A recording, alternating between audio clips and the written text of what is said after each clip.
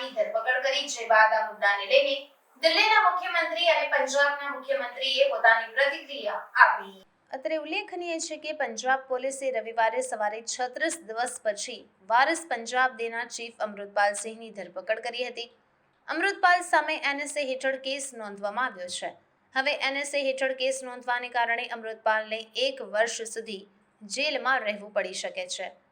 અમૃતપાલ સિંહની ધરપકડ બાદ દિલ્હીના મુખ્યમંત્રી શ્રી અને પંજાબના મુખ્યમંત્રી શ્રીની પણ પ્રતિક્રિયા સામે આવી છે. Bureau report, CMGM news. नमस्कार जी, मैं भगवंत मान। पंजाब में पिछले कुछ महीनों से लॉ एंड ऑर्डर को या पंजाब के अमन शांति भाईचारे को तोड़ने की कुछ गैर सामाजिक तत्व जो थे कोशिश कर रहे थे।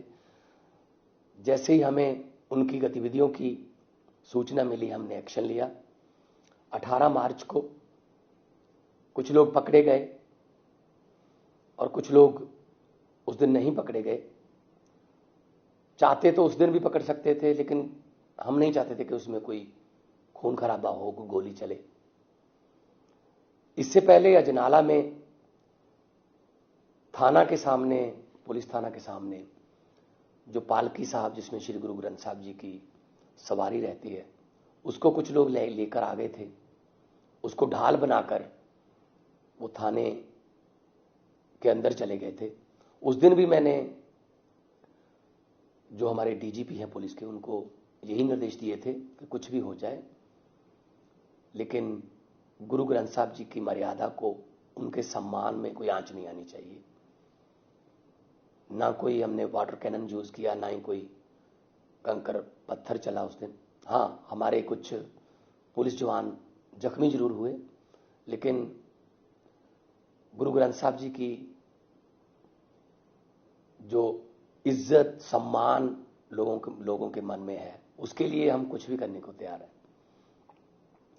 तो उन पुलिस वालों की भी तारीफ हुई पूरी दुनिया में कि उन्होंने अब बहुत ही संयम से उस स्थिति को कंट्रोल किया। आज अमृतपाल सिंह 35 दिन हो गए, आज अमृतपाल सिंह भी गिरफ्तार हो गया। और जो लोग जो देश की अमन शांति या फिर कानून को तोड़ने की कोशिश करेंगे, उन पर कानून के मुताबिक कार्रवाई होगी। हम किसी बेकसूर को तंग नहीं करें, हम कोई बेटेंटा पॉलिटिक्स नहीं करते। तो मैं 3.5 करोड़ पंजाबियों का इस बात के लिए धन्यवाद करता हूं कि इन 35 दिनों में उन्होंने अमन शांति आपसी भाईचारे को बना के रखा।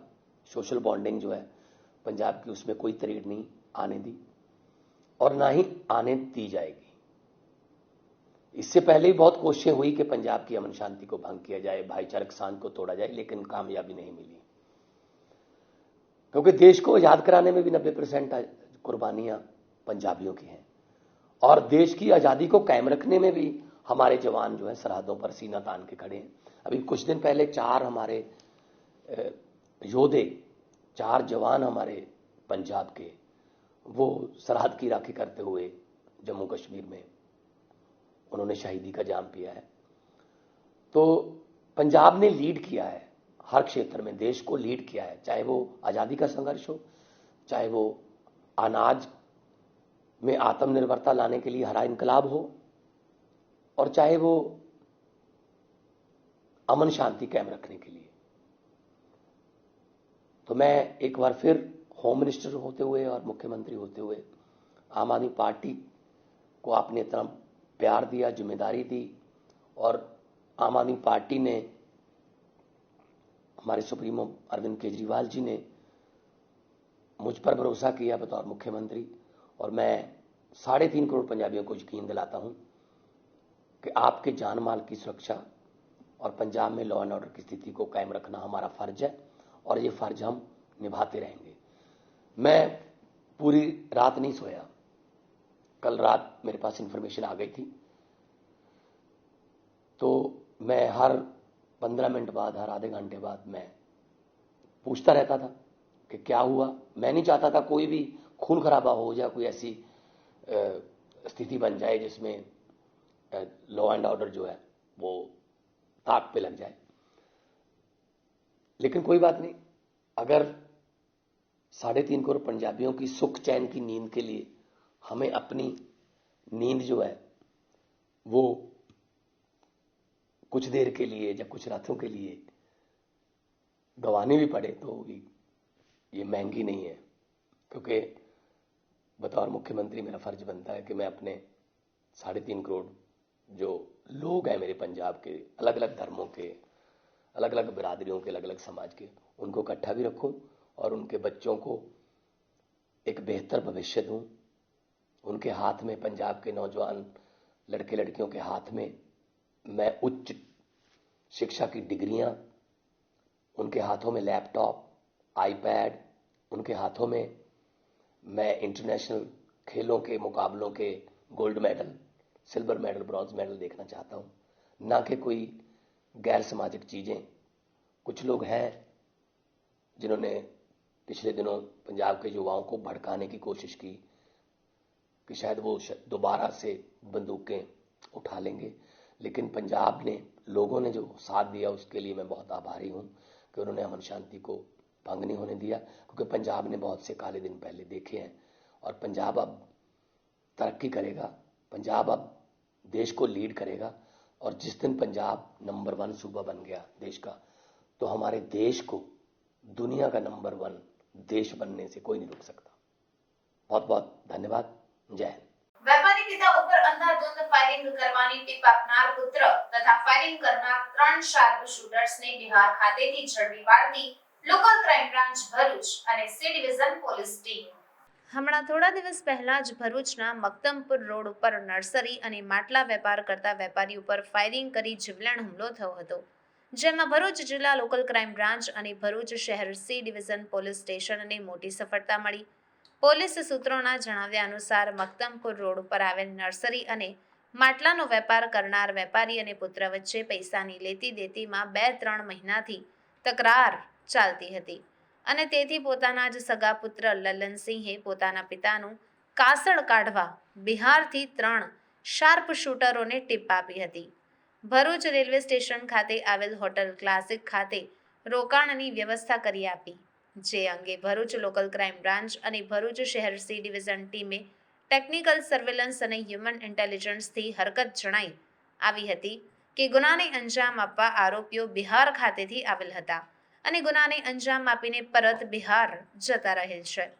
શંકાસ્પદ આરોપીઓ બિહારના શિવહર શહેરમાં છે, જે મુજબની હરકતના આધારે ત્રણેય ગુનાને અંજામ આપનાર શાર્પ શૂટરોને ઝડપી પાડીને ટ્રાન્ઝિટ રિમાન્ડ વોરંટના આધારે ઝડપી પાડી વધુ તપાસ હાથ ધરવામાં આવી છે અને તેમને ભરૂચ ખાતે લાવવામાં આવ્યા છે, જ્યાં ઊંડાણપૂર્વક પૂછપરછ કરતા ઇજાગ્રસ્ત વેપારીના પુત્રના મિત્ર છે એવો ખુલાસો થયો હતો અને ગુનાને અંજામ આપવા પોતાના સગા પુત્ર લલનસિંહે જ ટીપ આપી હતી।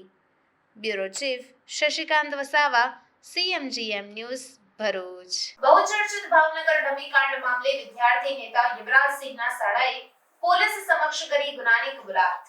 એટલું જ નહીં, પોલીસે તેની પાસેથી 38 લાખ રૂપિયા પણ જપ્ત કર્યા। ડમીકાંડ મામલે ભાવનગર પોલીસે 21 તારીખે યુવરાજ સિંહની 9 કલાક સુધી લાંબી પૂછપરછ કર્યા બાદ IPC ખંડણી સહિતની કલમો હેઠળ ગુનો નોંધી ધરપકડ કરી હતી।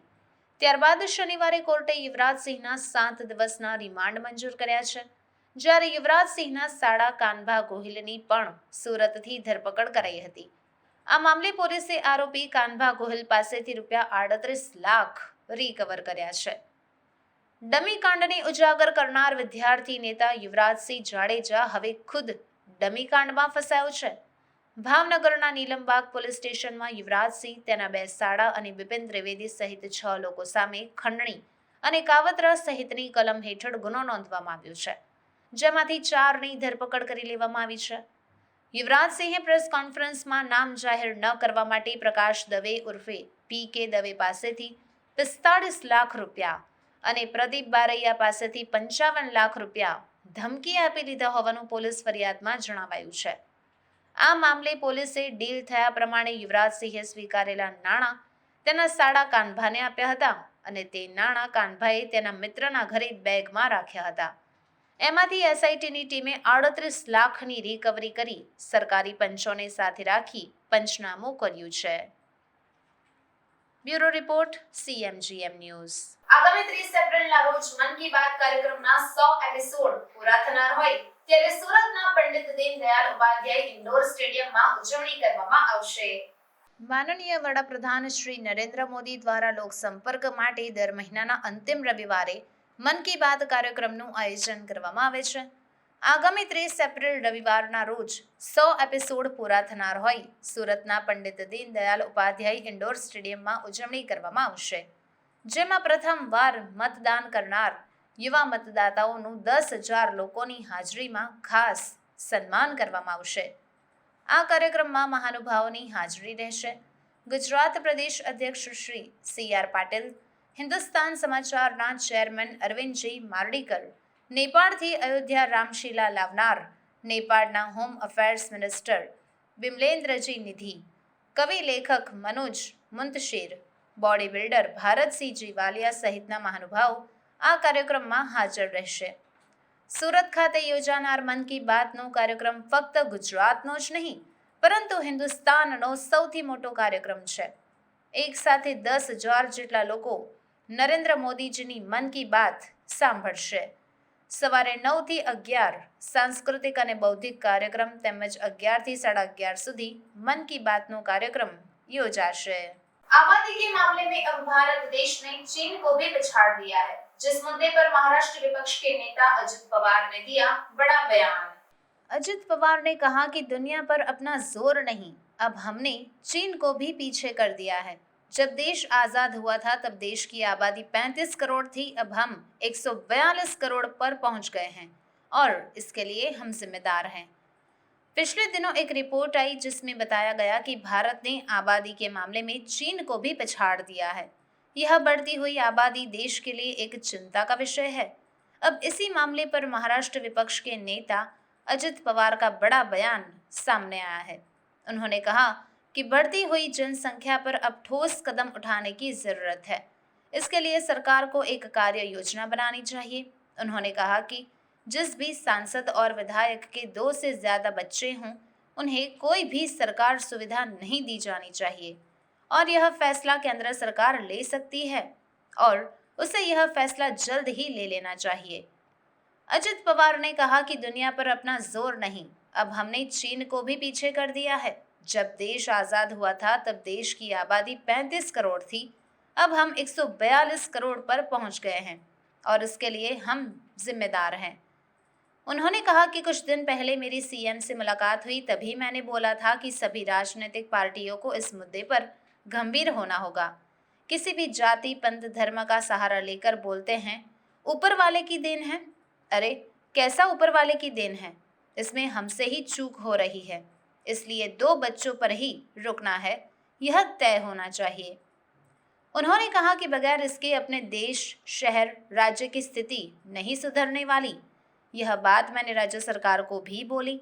आप बारामती में भी देख रहे हैं, यहाँ जो भी सरकारी पद पर हैं अगर उनसे 2 से ज़्यादा बच्चे होंगे तो उन्हें कोई भी सुविधा नहीं देना चाहिए. धीरे धीरे बदलाव बारामती में आया. विलासराव देशमुख ने भी घबराते घबराते 2 से ज़्यादा बच्चे होने पर जिला पंचायत, ग्राम पंचायत चुनाव नहीं लड़ने दिया, सहकारी चुनाव नहीं लड़ने दिया. लोगों ने मुझसे कहा कि सांसदों और विधायकों पर कोई कार्रवाई क्यों नहीं होती. मैंने कहा यह निर्णय केंद्र के पास है. केंद्र को भी इस मामले में जल्द ही कोई फैसला करना चाहिए. जब ऐसे लोगों को सुविधा नहीं मिली तब जनता भी जागरूक होगी, जैसा अजित पवार ने बताया. जगात कुणी आपला हात धरलेला नाहीये. आता चायनालाही मागे टाकलेलं आहे. त्याच्यामुळं पार 1,142 कोटी म्हणजे आमचे आजोबा सांगायचे अजित आपल्याला देशाला स्वातंत्र्य मिळालं तेव्हा 35 कोटी आपण होतो. आता विलासराव बाळासाहेब 142 कोटी आपण सगळे पोहोचलेलो. त्याला आपणच सगळे जबाबदार आहोत. म्हणजे खरं एक जे नाकारायचं काय कारण आहे. म्हणूनच परवा मुलाखतीमध्ये पण मी म्हणलं की ही गोष्ट सगळ्या राजकीय पक्षांनी गांभीर्याने घेतली पाहिजे. कुठल्याही जातीनं, कुठल्याही पंथानी, कुठल्याही धर्मानी देवाची कृपा असं आपल्या लोकांना सांगतात नाही, देवाची कृपा आहे. तर कशाची देवाची कृपा आहे. त्याच्यामध्ये काहीतरी लोकांना चुकीचं सांगतात. एका किंवा दोन अपत्यावर थांबलं पाहिजे. त्याच्याशिवाय आपल्या देशाचं, आपल्या राज्याचं, आपल्या जिल्ह्याचं, आपल्या परिसराचं भलं होणार नाही. ती बाब गांभीर्याने घेतली पाहिजे. माझ्यासारख्याच्या तर मी फार स्पष्ट वक्ता आहे, तुम्ही बारामतीकरांना माहिती आहे. माझ्यासारख्याच्या मनात येतं की बाबा इथून पुढं 2 पेक्षा जास्त अपत्य जे जन्माला घालतील त्यांना कसलीच सवलत द्यायची नाही. त्यांना काही सवलत प्रकारच नाही मिळणार. आम्ही मध्ये घाबरत विलासराव देशमुख मुख्यमंत्री असताना 2 पेक्षा 3 अपत्य झाली तर त्याला ग्रामपंचायतीला उभं राहायला, जिल्हा परिषद, तालुका पंचायतीला अपात्र केलं. त्यांना सहकारामध्ये उभं राहायला अपात्र केलं. लोक आम्हाला म्हणतात की खासदारकी आमदारकीला तुम्ही अपात्र करत नाही, इकडंच कसं केलं. म्हणलं ते आमच्या हातात नाही, ते केंद्राच्या हातात आहे. केंद्राने करावं, आमची मागणी आहे.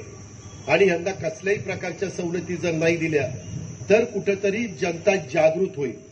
आता बघा, ज्यांना उभं राहायचं असतं ते बरोबर 2 अपत्यावर थांबतायत, तरी त्याच्यातनं आम्ही मार्ग काढला. पहिली डिलिव्हरी झाली आणि मुलगा झाला आणि दुसऱ्या डिलिव्हरीला जुळं झालं तर आईबापाचा दोष नाही, मग 3 झाली. मग मी कॅबिनेटमध्ये मांडलं की सेकंड डिलिव्हरी असा शब्द